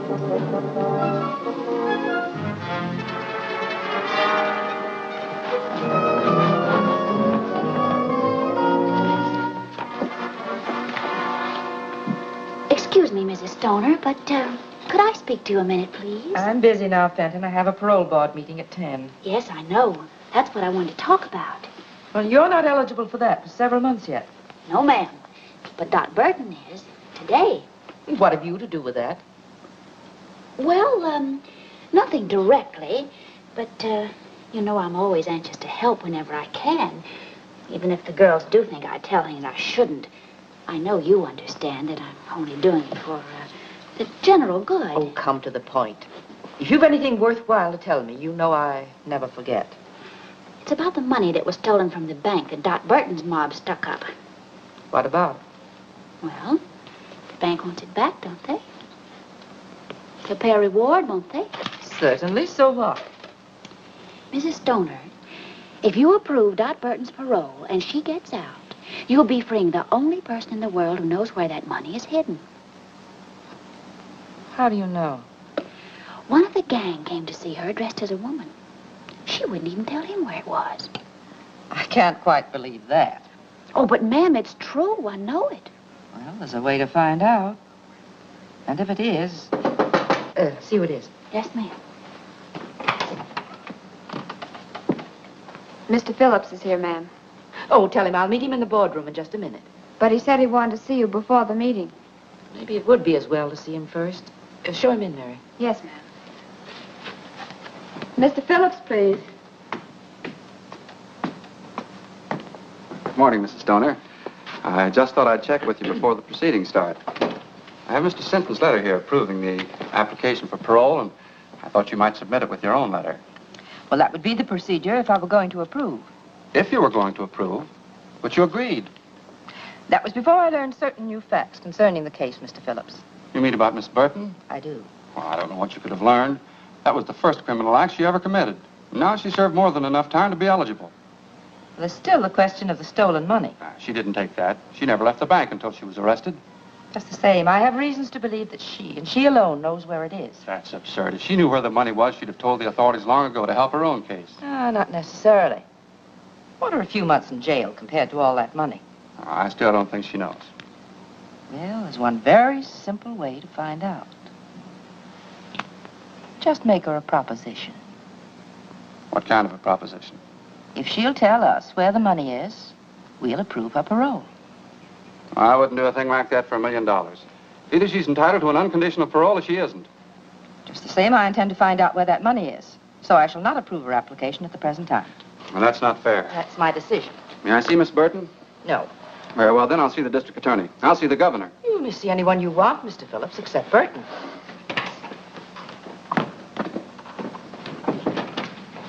You did just right, Mrs. Stoner. I'm sure I did, Fenton. Anything else you want of me? No, you may go. Oh, you may tell Miss Jenkins that Burton is not to appear before the board today. Yes, ma'am. I will.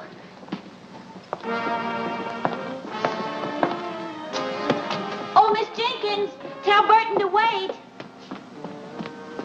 Miss Jenkins, Mrs. Stoner said for you to tell Burton that she's not to appear before the parole board today. Well, it seems to me like you told her yourself. But why? Has the meeting been postponed? No. They just scratched your name off the list. But I can't understand that. Mr. Phillips said that... Mr. Phillips said plenty. Oh, but I'm not supposed to tell what I heard. I'll find out what happened, dearie. Probably just some red tape that's got tangled. What did happen, Fenton? I can see you're just itching to gossip. Well, to tell the truth. If that's possible. Oh, but I am telling the truth. Mr. Phillips told Mrs. Stoner that you know where the money that was stolen from the bank is hidden. Ken Phillips said that? Yeah. And he also said that before he'd approve your parole, you'd have to tell him where it is. So that's his game. All he wanted was the money. Wait a minute. If Phillips wanted to make such a deal, why didn't they send for Burton? Because Mrs. Stoner wouldn't go for it. She said parole shouldn't be bought or sold, and that either Burton deserved one unconditionally or not at all. That doesn't sound like Stoner. And she also said that she didn't think Burton knew where the money was hidden anyhow, or she'd have offered to make a deal long ago herself. Why didn't Mrs. Stoner call me in to face that heel? No, because when Mrs. Stoner refused, Mr. Phillips didn't want you to know that he suspected you. Maybe he'll have you followed if you ever do get out. That's the dirtiest trick I ever heard of. Play it down, kid. You don't want everybody to hear this. No, and don't tell anyone I told you either. I'll get him wrong. You'll always be in wrong with me. And I know the kick you get out of telling me this. Come on, Dot. Let's talk this over quietly. Something smells pretty sour about the whole setup to me.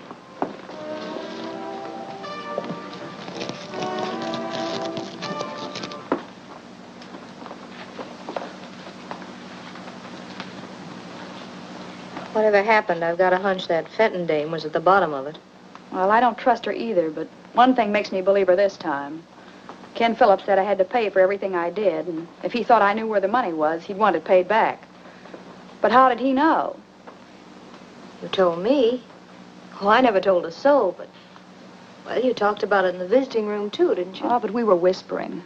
Just the same, I'm giving 10 to 1. That's how it got out.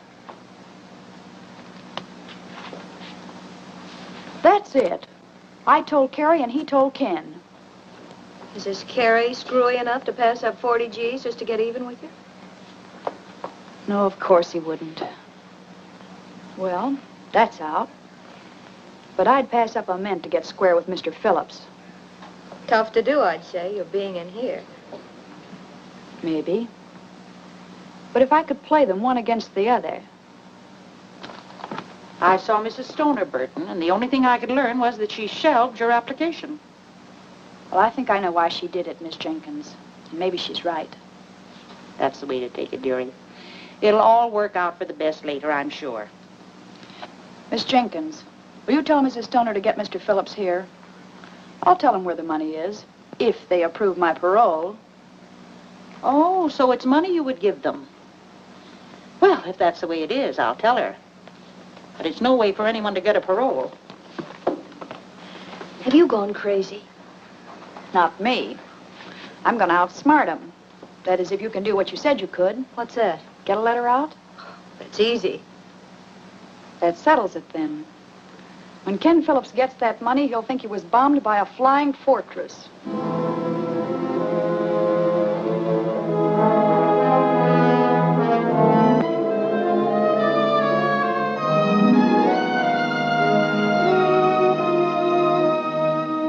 All I want you to do is to see that he gets what he deserves for double-crossing me. D.B. Can you tie that? Ma must have had the dough all the time. You're going to shake it down for it right now. No, we ain't going to do that. We're going to do it just like Dad said. But why didn't you tell me where it was when I saw her? Maybe she was figuring on buying out with it. Sure, then his trick reformer crossed her. We'll take care of Mr. Phillips. Burton!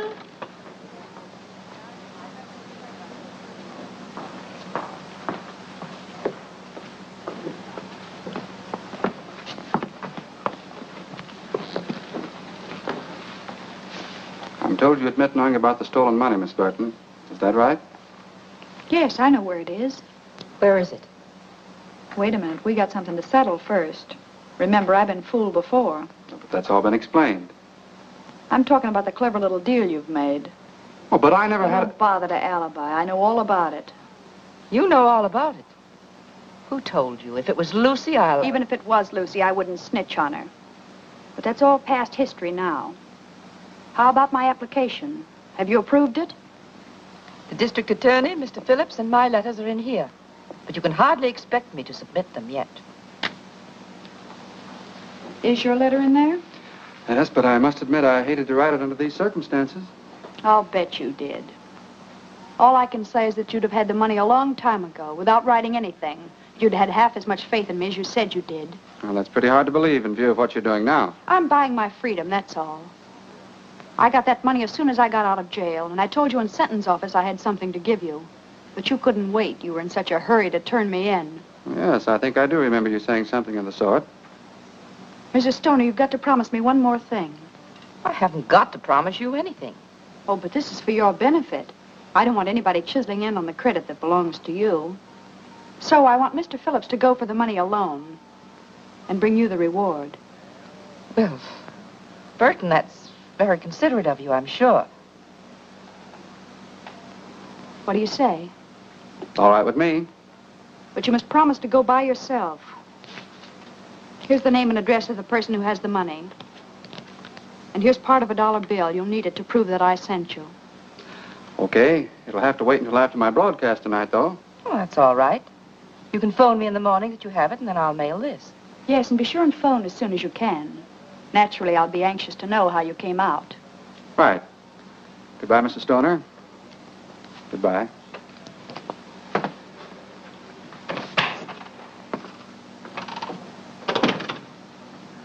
Anything else, Mrs. Stoner? No, that's... Except that... Well, I appreciated the way you handled everything. Thank you. I thought I did a pretty good job myself.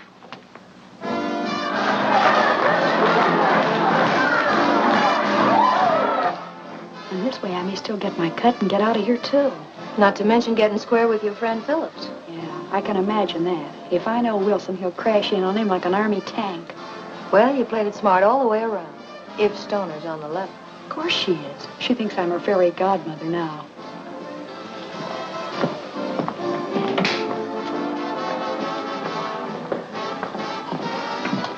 Look out, she's coming now.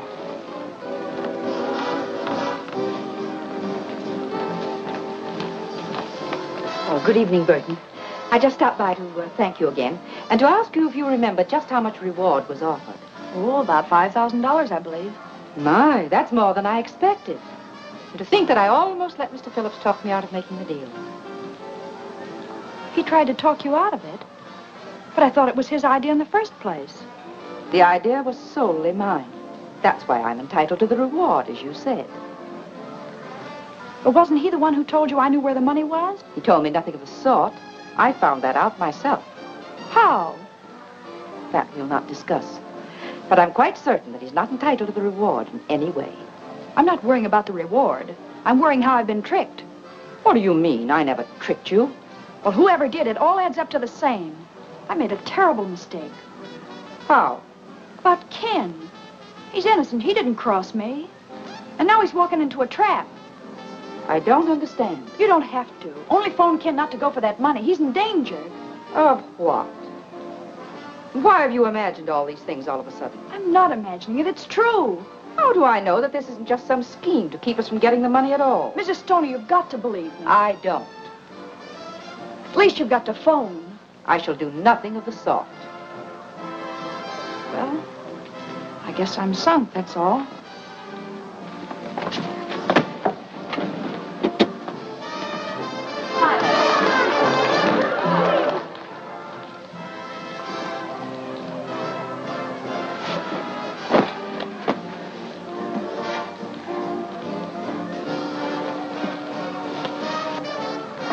Where you going, Snoop?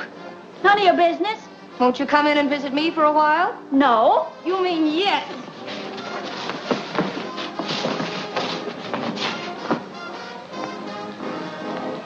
Oh, whoa. Oh.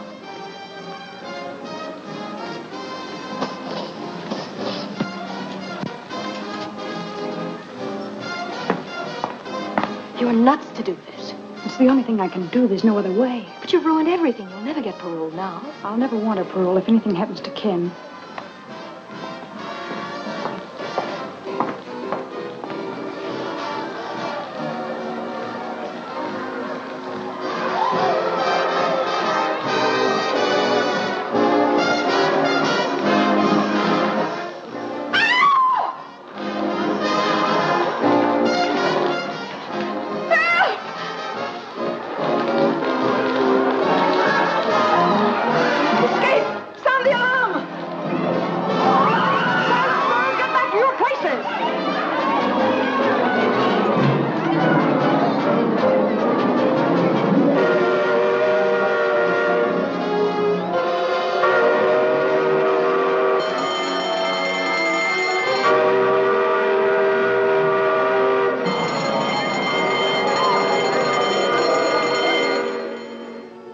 Well, it looks like Dot's just giving us another runaround. Dot don't give anybody a runaround.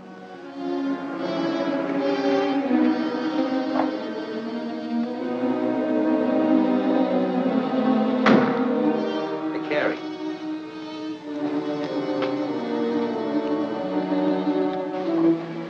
What did I tell you? Come on, let's get going.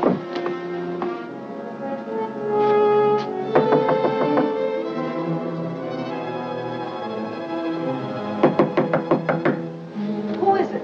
A friend of Miss Burton's. You wouldn't know my name. Well, he ain't an actor, or you wouldn't admit that. What do you want? I'll give you this 1/2 of a dollar bill. Oh, I remember now. She said if that matched your half, you'd have a package for me. Wait a minute. I'll see if it matches.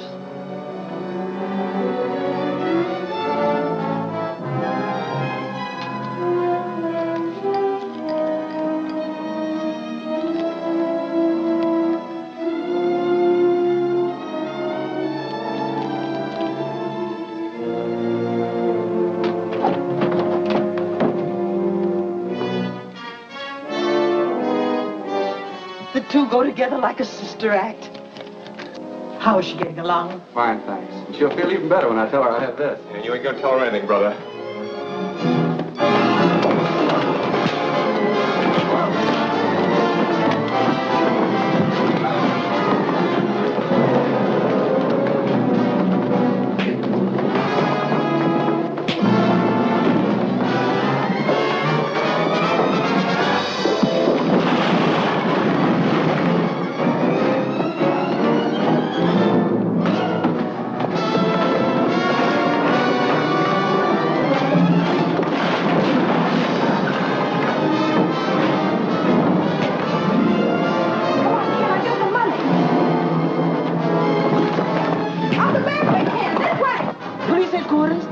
There's a fight here at 920 Oak Street. Oh, please, hurry.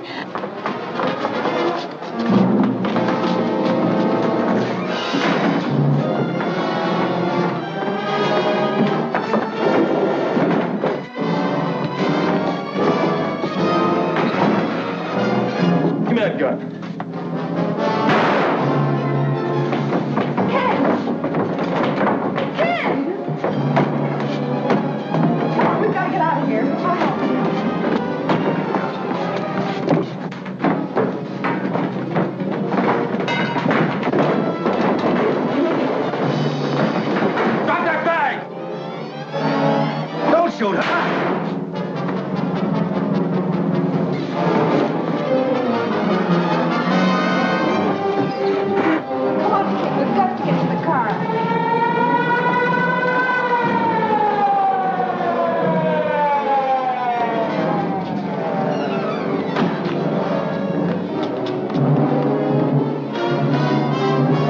You're coming for protection. Wait a minute, he's hurt. Let me go.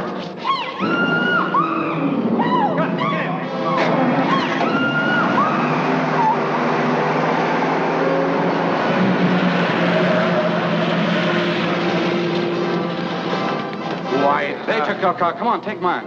Phone headquarters and tell them car 23 has been stolen. Get it. Operator, give me police headquarters.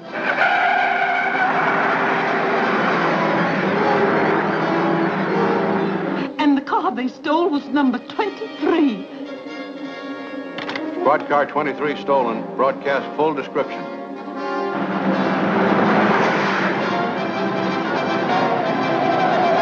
Step on it, Stu. We gotta shake him.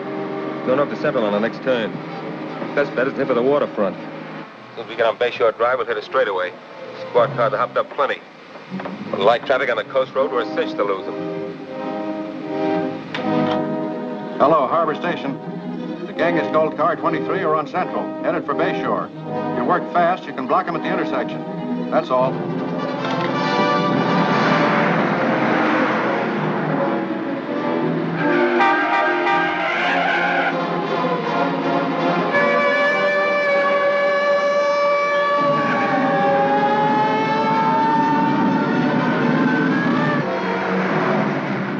Got a chance. Ken Phillips will run you down if it takes $1 million. Think you're worth that much? I'm not. Getting you is. Because you're a killer. You shot him and Wilson, too.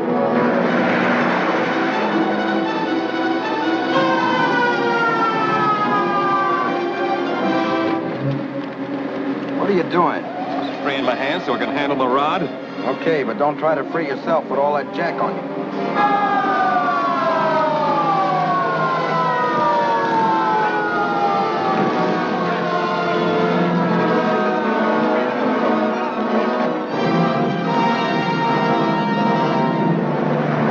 Get a little closer, maybe I could plug one of their tires. Don't try it. Wreck the car and the girl's in there.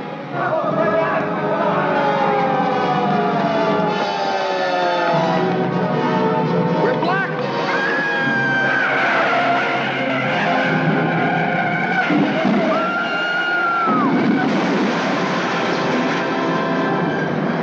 Look, there goes one of them.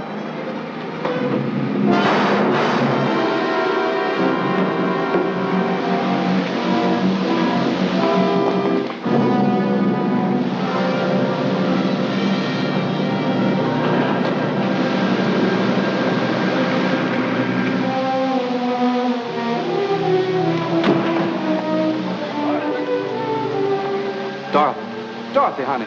Call an ambulance, Ed. Every morn I sing this song, so nothing with me can be wrong. I breakfast, lunch, and dine each day on nutty bread, so I'm okay. Open. Very good.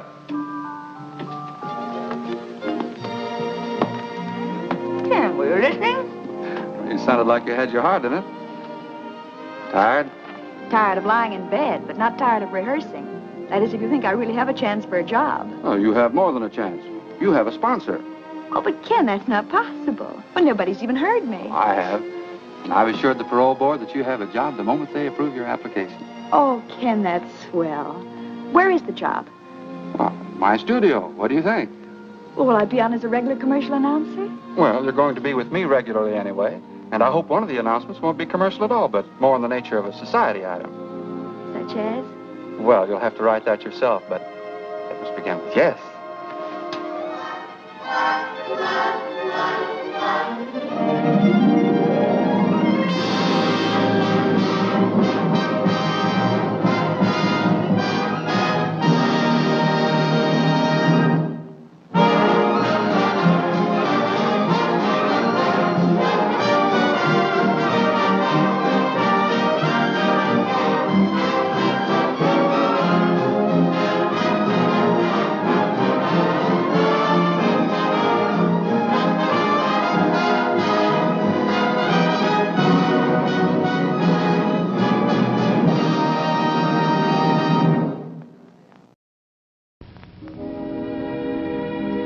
And now, folks, it's time to say goodnight. We sincerely appreciate your patronage and hope we've succeeded in bringing you an enjoyable evening of entertainment. Please drive home carefully and come back again soon. Good night.